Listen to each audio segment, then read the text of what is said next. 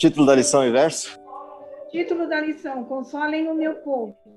Verso: Ó Sião, você que anuncia boas novas, suba a um alto monte. Ó Jerusalém, você que anuncia boas novas, levante a sua voz fortemente. Levanta-te e não tenha medo. Diga às cidades de Judá, eis Isaías 49. Lição dessa semana, ela traz uma virada de páginas na história que a gente está vendo do texto de Isaías. A gente, na semana passada, terminou a lição com um momento de vitória, um momento de virada de página, em que Deus resolve o problema que Israel enfrentava no primeiro tipo de ataque, ou na primeira grande assolação que o povo de Judá enfrentou com o reino assírio. Então, relembrando a sequência da história, para a história dessa semana fazer sentido. Israel passava por uma dificuldade, a dificuldade de que o povo foi dividido em duas grandes nações, a nação de Judá e a nação de Israel, Reino do Norte e Reino do Sul. O Reino do Norte, pela divisão, se separou do culto verdadeiro, do culto a Deus em Jerusalém, construiu um templo próprio na cidade de Samaria e foi aos poucos se rendendo ao paganismo. Essa aliança do povo de Israel com o paganismo gerou uma inimizade com Judá, a ponto de que Israel se associa de um povo chamado Síria e, junto com esse povo, resolve atacar Judá e assolar Judá, conquistar Judá. Judá tinha uma segunda tribo com ela, Benjamim, formando aí o Reino do Sul. Para se livrar dessa estrutura, para se livrar dessa batalha, dessa guerra, desse ataque, Judá faz uma aliança com o povo da Assíria. O rei Acás, que é o início da lição desse trimestre, faz uma associação com a Assíria e a Assíria promete proteger Judá. E, de fato, faz isso. Conquista o reino de Israel, conquista o reino da Síria e protege, num primeiro momento, o reino de Judá. Mas tudo tem um preço. E o preço cobrado foi tornar o povo de Judá vassalo da Assíria, com impostos, tributos cada vez mais altos e ameaças, inclusive, de invasão, caso não paguem os impostos na forma devida. E o resultado o povo de Judá entra num colapso de pressão frente ao reino da Assíria. Essa história segue até a troca de rei, e o filho de Acás assume o poder, e a lição que a gente viu na semana passada. Esse filho de Acás, Ezequias, assumindo o governo, resolve pautar o governo de Judá nos moldes que Deus tinha estruturado. Ele refaz todo o desenho de reforma e paganismo, do paganismo que Judá havia entrado, destrói os altares, destrói os templos, destrói os lugares de culto pagãos que existiam em Judá, retoma o serviço do templo na forma correta e traz o povo de volta a Deus. Como resultado disso, Deus faz uma promessa, Deus coloca diante dele a possibilidade de que a Assíria seja vencida e estimula Ezequias a continuar firme, estimula o povo de Judá a continuar firme. Dentro dessa condição, o reino da Assíria cai frente ao reinado de Ezequias. Essa é a parte da história que a gente viu até agora. Partes interessantes dessa história que a gente viu. Primeiro, os paradigmas da queda do povo de Judá, da decadência do povo de Judá, são pautados na introdução do livro de Isaías. Entre esses paradigmas, a perda da adoração e do reconhecimento de Deus como soberania, a falta de fé na promessa que Deus faz e a falta de coragem, inclusive manifesta no reinado de Acás, de pedir a Deus um sinal de que as promessas de Deus seriam verdadeiras. E aqui aparece uma coisa muito interessante na história. Deus nunca pediu para ninguém que a fé fosse fruto de um processo às cegas. Deus nunca exigiu de criaturas que a fé fosse cega. Deus sempre manifestou no seu processo de interação com o ser humano a possibilidade de que o ser humano tivesse elementos mínimos para poder crer. Por exemplo, Adão, para crer em Deus, em primeiro lugar, viu a Deus. A hora que Adão abre os olhos pela primeira vez na vida, a primeira pessoa que Adão vê é o seu Criador. E a segunda coisa que Deus faz imediatamente após a criação de Adão é pedir para Adão ver tudo que Deus criou para ele. Ou seja, Adão não só abre os olhos e enxerga Deus, mas ele é convidado a observar a criação de Deus e confirmar que Deus é o Criador. Ou seja, a fé que Adão tem em Deus é baseada em evidências. Ela é baseada em referências. Se você olha a sequência da história, na sequência da história, você vai ver a história do pecado, e a história do pecado ela está pautada exatamente pelo fato de que Adão e Eva abandonam as evidências. Passam a acreditar num conto, numa falácia de Satanás, e abrem mão de buscar em Deus as evidências do que é certo e do que é errado. Não precisavam ter feito isso, Deus estava à distância de uma mão, à distância do alcance de uma mão, de um pedido. E eles não fazem isso, tomam uma decisão sozinhos e o pecado entra no mundo. Daí para frente, na história, com a separação do ser humano e de Deus, a história do ser humano vai se distanciando dos paradigmas corretos cada vez mais. Mas a causa para esse distanciamento é que o ser humano insiste em continuar sozinho. Insiste em continuar fazendo as coisas sozinho, distante das evidências de que Deus guia o seu povo e que Deus cuida do seu povo. O livro de Isaías é, de certa maneira, um chamado, um retorno a estas evidências. O tempo inteiro a gente vê esse processo recorrente de Deus chegar para o seu povo e falar: o que vocês precisam para acreditar? Que coisas mais vocês querem que eu faça para que vocês acreditem que eu sou o Deus de vocês e vou salvá-los? Ele fez isso com Acaz, fez isso com Ezequias. Felizmente, Ezequias resolveu ter a coragem de falar para Deus: sim, eu quero um sinal. E um sinal totalmente peculiar, que a gente viu na semana passada, de pedir para o horário do relógio de sol retroceder. Ou seja, literalmente, é como se você pegasse as mãos e movesse todas as órbitas de todos os planetas da Via Láctea e alterasse 10 graus todo o processo. Não é uma tarefa simples, não é algo trivial, é algo que mostra que o poder de Deus vai muito além da condição de observação humana, daquilo que o ser humano pode imaginar que Deus seja capaz de fazer. A lição dessa semana nos faz olhar para o divisor de águas do livro de Isaías, que é o capítulo 40. O capítulo 40 vira uma página na história do povo de Judá, que é a página do primeiro tipo de castigos e de enfrentamentos que Judá teve pelo seu modelo de paganismo. Agora, vivendo um refresco, um momento de aparente tranquilidade, vem a segunda onda, a segunda condição de ataques a Judá. E por que essa segunda onda aparece? Um erro de Ezequias. Quando Babilônia aparece como um dos parceiros na luta contra a Assíria, em vez de Ezequias, em lugar de Ezequias mostrar Deus para a Babilônia, Ezequias mostra riquezas e poder. E isso traz um preço. Isso cobra um preço. O preço de que os olhos de Babilônia se acendem contra o povo de Judá. Um pouco mais à frente, Babilônia viria, invadiria Judá, e nessa invasão a Judá, o resultado seria o cativeiro. O texto do capítulo 40, ele mostra, num primeiro momento, o hiato entre essas duas questões, entre a queda da Assíria e o futuro ataque de Babilônia, e o momento intermediário de paz em Judá. Por que esse capítulo é significativo na história? Para quem, fazendo spoiler, para quem não viu o sermão, mas adiantando para quem já assistiu o sermão de hoje, na abordagem do sermão de hoje, sem fazer um spoiler total, um dos elementos interessantes na percepção do sermão que a gente teve hoje é o olhar, é a observação de que Deus está presente mesmo quando a gente não vê e vai costurando as cenas mesmo quando a gente não tem a noção de que isso está acontecendo. Mas para fazer isso, Deus aponta para duas direções. A direção de uma motivação interna que nós temos que ter, de responder afirmativamente a Deus naquilo que dentro do processo da convivência com Ele é a nossa resposta de fé.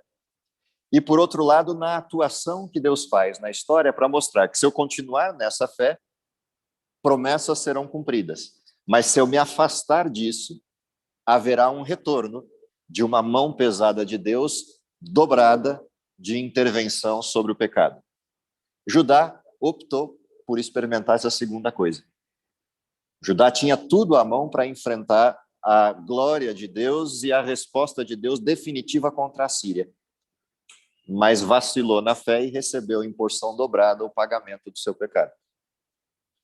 Nessa porção dobrada que eles recebem, há uma segunda promessa, de que aquilo não será o final. E aqui vem uma coisa interessantíssima na história que Isaías conta no livro inteiro.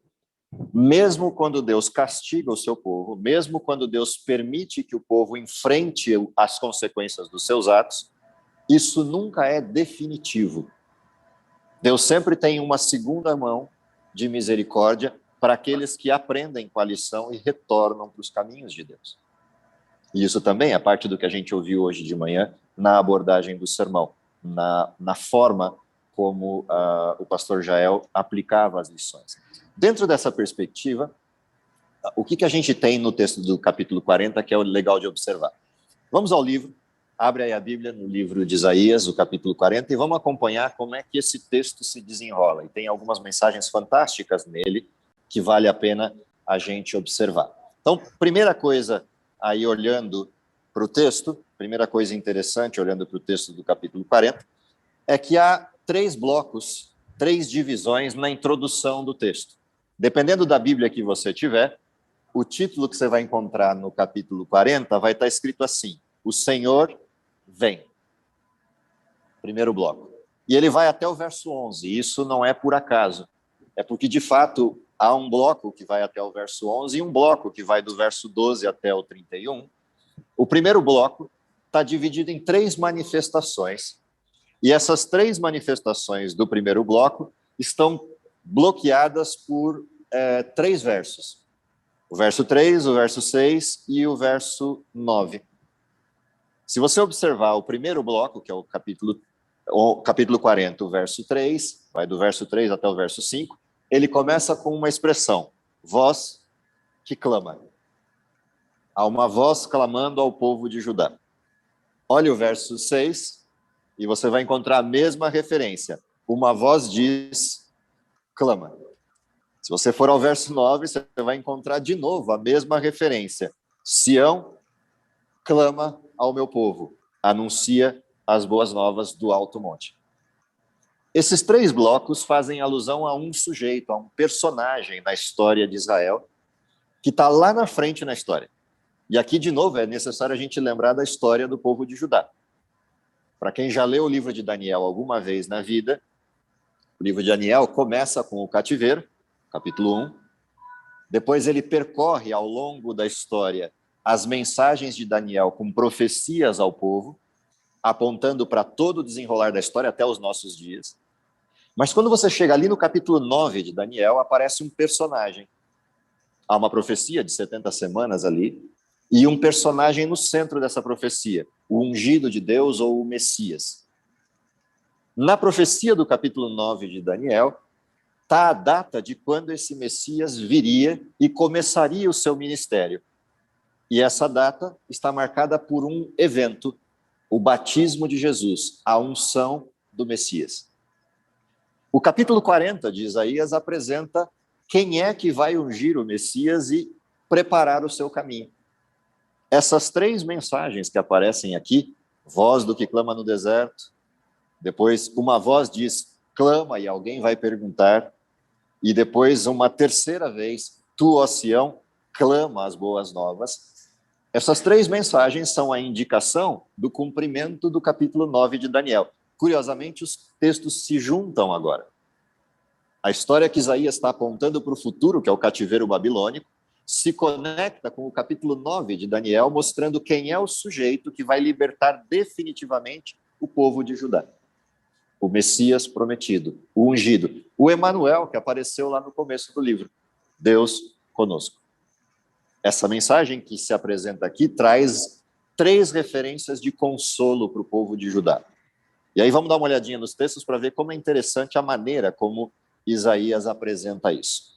O capítulo 40, verso 3 diz assim, vós que clama no deserto, preparai o caminho do Senhor, endireitai o ermo e a vereda do nosso Deus.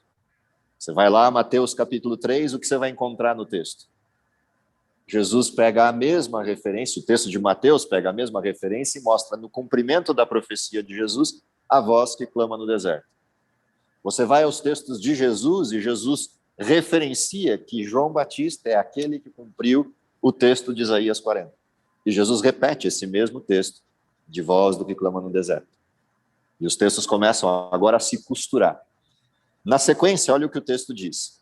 Todo vale será aterrado e nivelados todos os montes e outeiros, e o que é tortuoso será retificado, e os lugares escabrosos aplanados. A glória do Senhor se manifestará, e toda a carne a verá, pois a boca do Senhor o disse. O que essa promessa tem de importante nessa primeira referência desse primeiro bloco? Lembra da história de Ezequias? Para que Deus se manifestasse, primeiro Ezequias fez a reforma do povo de Israel. Trouxe Israel de volta à adoração verdadeira, recuperou os montes, restaurou o serviço do templo e Deus se manifestou. O que o texto de Isaías está dizendo a respeito de Judá? O cativeiro babilônico virá, mas a forma de recuperação do cativeiro é recuperar as veredas. Lembra da oração de Daniel no capítulo 9? Daniel vira para Deus e começa a interceder pelo povo. Somos pecadores, temos agido de forma iníqua, não buscamos os caminhos de Deus. O Senhor fez promessas de que a gente seria liberto, mas nós continuamos distantes do Senhor. E ele faz uma oração de consagração, de reforma, de arrependimento. O texto de Isaías 40 começa exatamente com isso. É necessário que seja retificado o caminho, de que todas as estradas sejam reparadas. E é o que João Batista faz. Arrependei-vos, porque é chegado o reino dos céus. Essa é a mensagem de João Batista para o povo.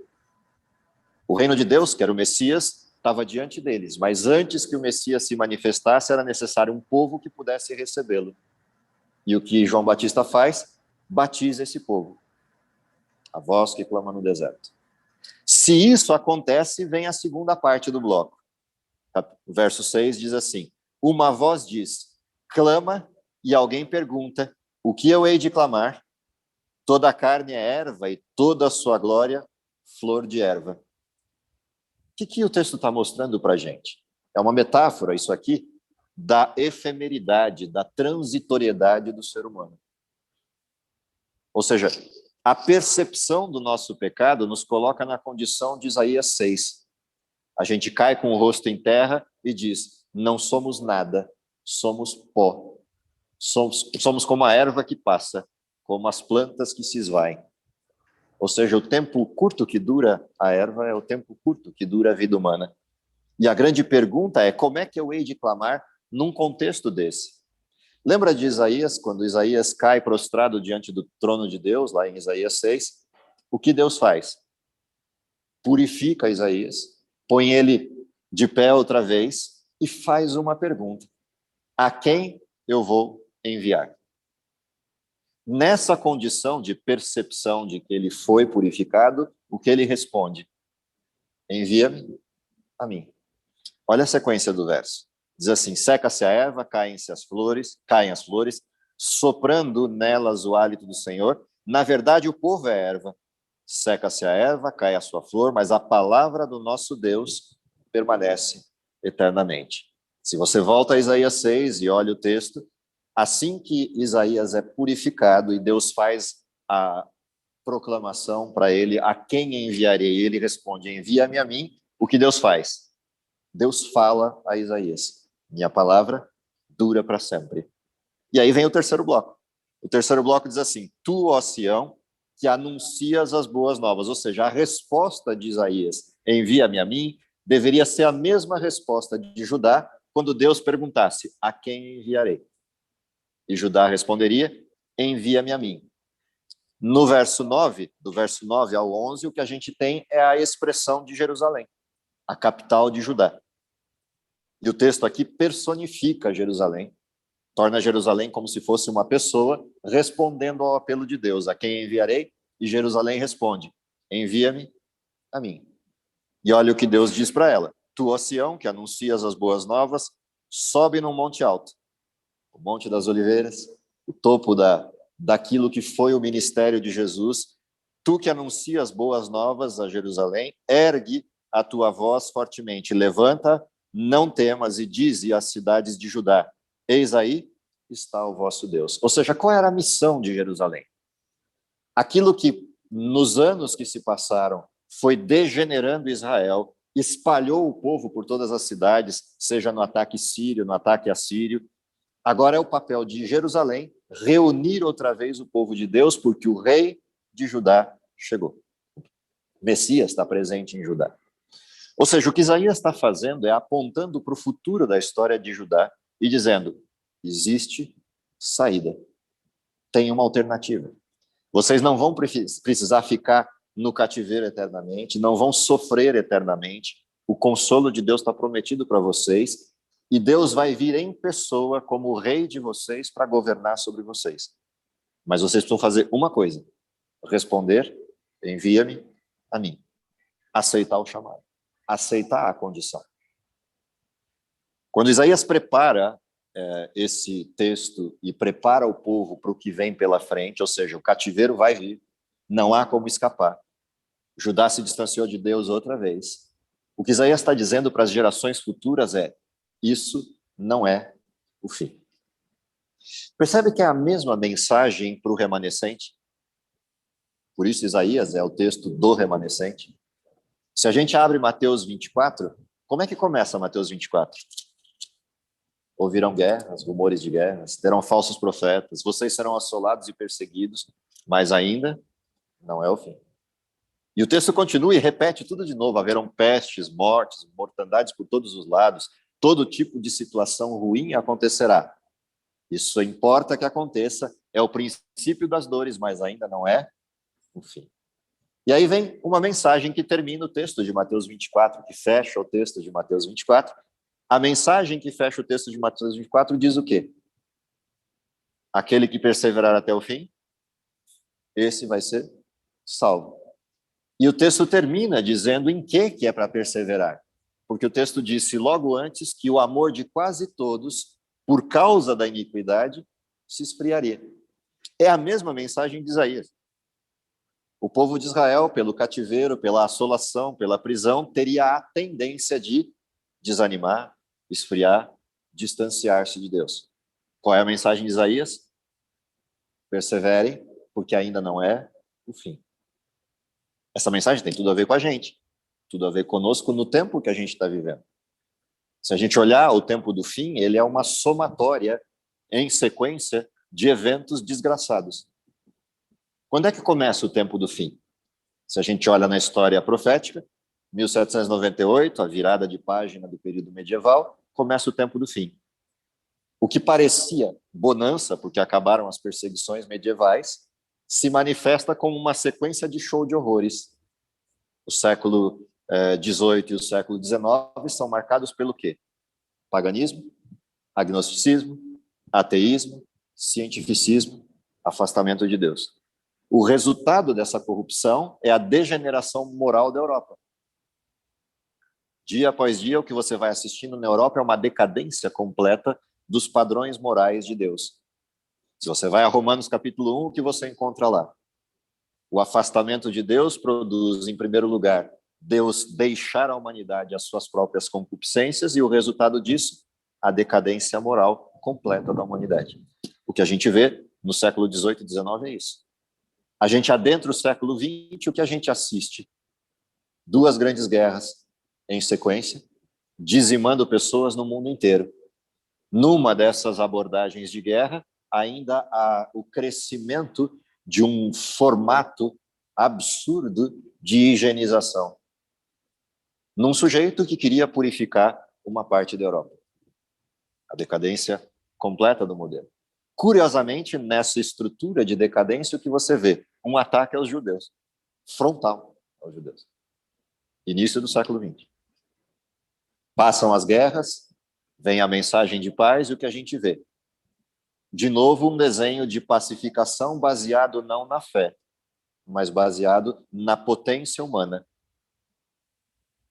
Essa estrutura baseada na potência humana produziu o crescimento de uma nação. Do mesmo jeito que o crescimento de Babilônia aparece lá atrás com um ataque a Judá, no nosso tempo o que a gente tem? O crescimento de outra Babilônia, dividida em duas estruturas, uma religiosa, a mesma medieval, e uma outra política, aquela que pacificou o mundo e uniu as nações. Se você observar, a sede da União das Nações está nessa nação que cresce como a segunda estrutura de Babilônia. Apocalipse capítulo 13, segunda parte.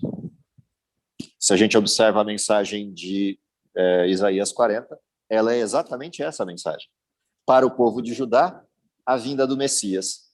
Para o remanescente final, Isaías 66, a vinda do Rei dos Reis e Senhor dos Senhores. É a mesma mensagem. Portanto, o que a gente é chamado a atenção na lição dessa semana é observar os erros de Judá para não repetir a dose.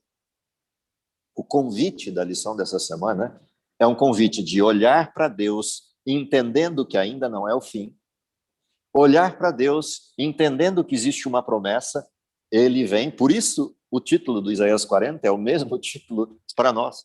O Senhor vem.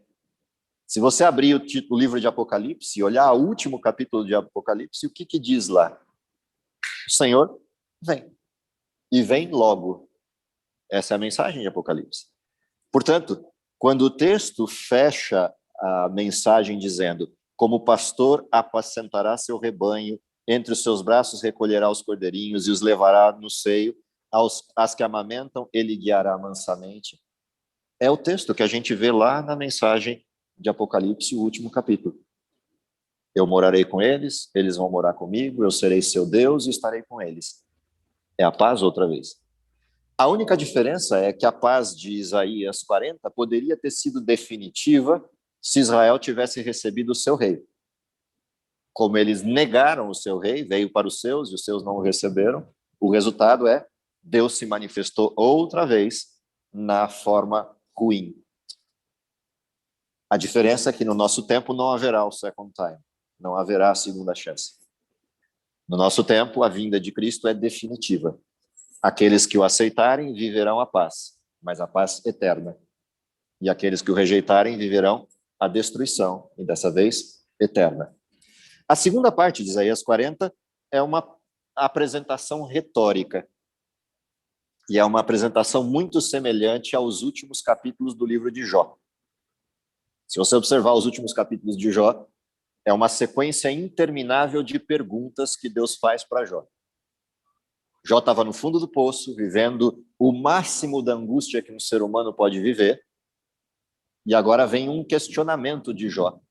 Por que, Senhor? Se você olha a mensagem de Judá, é a mesma. Quando você vê Daniel orando, no capítulo 9 do livro de Daniel, Daniel, de certa forma, questiona a Deus, em angústia, pela libertação. Se você vê o capítulo 10 de Daniel, é a mesma situação. Daniel questiona a Deus, por que a libertação ainda não chegou? O que está atrasando Ciro de libertar o nosso povo? E a resposta nos dois capítulos vem direta de Deus. No capítulo 9, a resposta direta de Deus é um anjo que vem até Daniel e diz: o Messias virá. A resposta do capítulo 10, quando Daniel questiona sobre a libertação, o cumprimento dessa promessa de Isaías 40, Deus responde com o mesmo anjo dizendo: eu vim, o anjo falando para Daniel, tentei fazer com que Ciro me libertasse o povo e não consegui. Como eu não consegui convencer a Ciro, Miguel veio em pessoa, Cristo vem à Terra para convencer Ciro a libertar o seu povo, porque ele prometeu que a liberdade viria. O que esses textos têm a ver com a segunda parte do capítulo 40? Olha as perguntas que estão no texto. Vamos dar uma olhadinha rápida nesse texto. Diz assim: quem, na concha de sua mão, mediu as águas e tomou a medida dos céus a palmos? Olha que coisa interessante. Já imaginou o que é você medir a Via Láctea inteira, palmo a palmo? Você pensar em 34 mil anos-luz medindo palmo a palmo? Essa é a pergunta que está aqui. E o texto está dizendo: alguém fez isso. E esse alguém é Deus. Você já imaginou quanto tempo é necessário para medir a Via Láctea palmo a palmo? Se a gente estiver falando de 34 mil anos-luz, velocidade da luz, Lembra? Lembra na medida? Quantos quilômetros por segundo? Imagina palmo a palmo, medir essa quantidade de quilômetros, 34 mil anos vezes a velocidade da luz. É disso que esse texto está falando. É absurdo essa pergunta. É um absurdo. E o texto está dizendo, alguém fez isso. Do mesmo jeito que pega uma concha, ele mediu palmo a palmo. O tempo que Deus levaria para medir palmo a palmo significa que Deus é eterno. Ou seja, não há tempo para Deus. E não está falando só da Via Láctea, está falando do universo.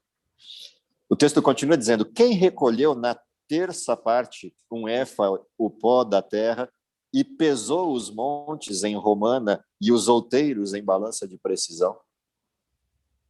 Dá para imaginar o tamanho dessa balança? Para você pegar um terço da terra ou pegar as montanhas da terra e colocar nessa balança e com precisão dizer, pesa isso.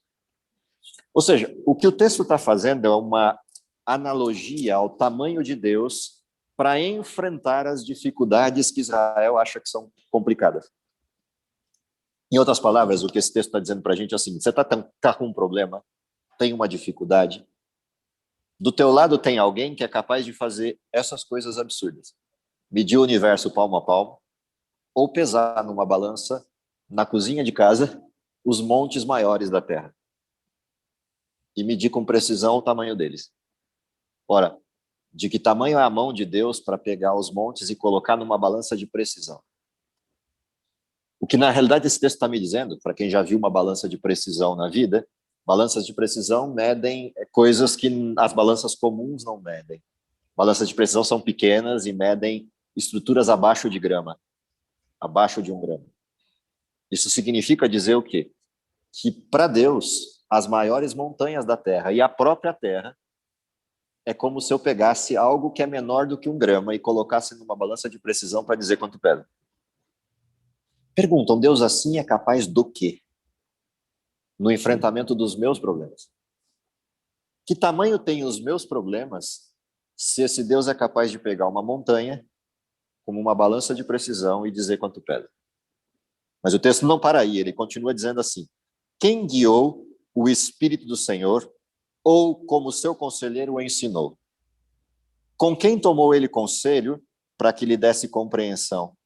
Quem o instruiu na vereda do juízo e lhe ensinou sabedoria e lhe mostrou o caminho do entendimento? Ou seja, tem alguém no universo que seria capaz de dar algum conselho para um Deus desse tamanho? Ou seja, tem alguém maior que Deus? Tem alguém que é mais capaz que ele? Tem alguém que consegue entender melhor as coisas do que ele? Essa é a pergunta que o texto faz. E por que o texto faz essa pergunta? Para ajudar. Porque toda vez que a gente assume uma postura de autossuficiência, na realidade o que a gente está fazendo é se colocando acima desse Deus que pode todas as coisas. Na prática, isso é insano. É loucura. Por isso o texto é retórico. Quem é louco o suficiente para achar que alguém pode dar conselhos para Deus? E o texto continua dizendo, eis que as nações são consideradas por ele como um pingo que cai de um balde e como um grão de pó na balança. As ilhas são como pó fino que se levanta. Nem todo o Líbano basta para queimar, nem seus animais para um holocausto. Todas as nações são perante ele como coisa que não é nada, e ele as considera menos do que nada, o vácuo. Olha que coisa interessante isso, né? Se você pegar todo o universo e destruí-lo, torná-lo nada, todo esse universo destruído, é isso que o texto está dizendo, da potência de Deus. Ou seja, ele pode simplesmente estalar os dedos e o universo desaparecer. Para quem vive as gerações atuais, essa é a expressão, se a gente fosse modular isso para a linguagem de hoje, pensa num sujeito da era Marvel chamado Thanos. O que esse texto está dizendo é isso. Aquilo que a ficção científica coloca nesses filmes de épicos da atualidade, o texto está dizendo, Deus é assim. Ele estala os dedos e tudo se desfaz. E eu acho muito interessante esses paradigmas da ficção, porque esses paradigmas da ficção, de certa maneira, espelham a arrogância de Satanás, de achar que ele pode fazer isso. E o que esse texto está nos dizendo é que aquele que de fato pode fazer isso está prometendo para ajudar a apacentá-lo como cordeirinhos. Ou seja, está prometendo para a gente paz, que excede todo entendimento. O que mais o texto diz e como é que o texto termina? Eu vou lá para o fim do texto, verso 28 em diante, olha como o texto termina. Diz assim: não sabes, não ouviste, que o eterno Deus, o Senhor, o Criador dos fins da terra, nem se cansa, nem se fatiga, não se pode esquadrinhar o seu entendimento, faz forte o que é cansado e multiplica as forças daquele que já não tem mais nenhum vigor. Os jovens até se cansam e fatigam, e os moços exaltos tropeçam e caem. Mas os que esperam no Senhor renovam suas forças. Sobem com asas como as águias, correm e não se fatigam, caminham e não se cansam. O que essa promessa tem a ver conosco no século 21? Não precisa muita coisa. É só você olhar para a insanidade do põe a máscara, tira a máscara. Olhar para a insanidade do não mexam nas carteiras porque as aulas precisam funcionar na classe de forma adequada, com os distanciamentos necessários. Olha essa insanidade de vocês estarem aí em casa, eu aqui tendo que me dividir entre uma desgraça de um celular e o povo aqui que quer falar, mas se contém para não falar com medo de que vocês não escutem. Dá para imaginar uma insanidade dessa? A pergunta é, isso cansa? Vou dizer para vocês se cansa ou não. Experimenta vir aqui e dar uma noite de 4 horas de aula com máscara e face shield. 2 máscaras. Experimenta falar 4 horas respirando o ar quente de uma máscara, e isso é o que diz a lei. Você tem que fazer, senão não tem aula. É insano, mas é a lei. Dá para imaginar isso. Dá para imaginar um mundo que chegaria a esse nível. Aí a gente lê Mateus 24 e faz algum sentido. Haverão pestes, mortandades, doenças. Qual é a frase importante? A frase importante não é essa. A frase importante é a próxima. Ainda não é o fim. A frase importante é: olha para o alto, porque quando você estiver cansado, tropeçando e caindo, Deus dará força ao cansado para que corra e não se fatigue, para que continue, porque aquele que perseverar até o fim será salvo. A mensagem de Isaías 40, ela faz sentido se a gente sair da história de Israel, avançar para a história do Messias, ver como Deus cumpriu aquilo que prometeu. João Batista veio, clamou no deserto, o povo teve a chance de seguir Jesus, rejeitou Jesus e o matou. Ainda assim, ele cumpriu a missão. Ressuscitou ao 3º dia e fez de novo a mesma promessa. Quem perseverar até o fim será salvo. Ou seja, a mensagem de Isaías, ela faz sentido se a gente conseguir conectar todos os pontos da história e perceber que em cada momento que a história dependia de Deus para cumprir a sua parte, ele fez. Fez exatamente o que disse que ia fazer. Sem mais e sem menos. Ele libertou da Assíria, ele libertou de Babilônia, ele libertou dos pecados na morte de Cristo e promete libertar definitivamente na segunda vinda. A grande pergunta é, quando Cristo vier, vai ter um povo esperando? Na plenitude dos tempos ele se manifesta, como sempre fez. A pergunta é, vai ter gente esperando? Ou vai ser a mesma situação da oração de Daniel no capítulo 9? Está todo mundo perdido. Ou a mesma situação de João capítulo 1. Veio para os seus e os seus não receberam. A grande pergunta de Isaías 40 é, como eu vivo o momento da espera? A pergunta central do capítulo 40 é essa. Eu tenho uma promessa de que ele vem. A pergunta é, como é que eu espero?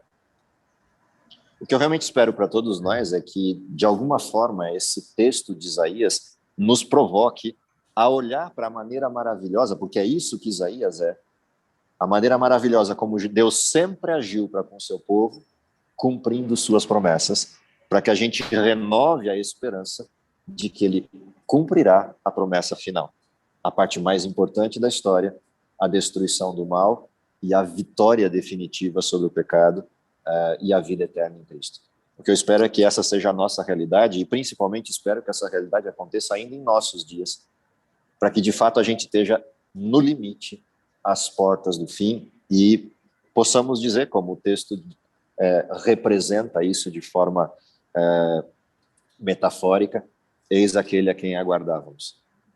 Que essa seja a sua realidade, seja a minha, seja a de vocês aí em casa, no estudo e no aprofundamento dessas mensagens de esperança do livro de Isaías. Que Deus abençoe vocês, é o meu desejo para vocês, para mim, para todos nós, até que Ele venha. Vamos orar? Querido Pai que está nos céus, te agradecemos, em primeiro lugar, porque tuas promessas estão pautadas na evidência plena de que existe um Deus que cumpre aquilo que promete. Te agradecemos porque a Bíblia é um livro recheado de histórias que nos permitem, de forma evidencial, termos a certeza de que as promessas maravilhosas do fim dessa história se cumprirão de forma determinada e no tempo certo. Dá, Senhor, que possamos renovar nossa esperança nessa promessa e nessa certeza, mas, acima de tudo, que possamos responder ao chamado, eis-me aqui, envia-me a mim, proclamando a tua mensagem de boas novas a um mundo que perece, a um mundo que necessita dela.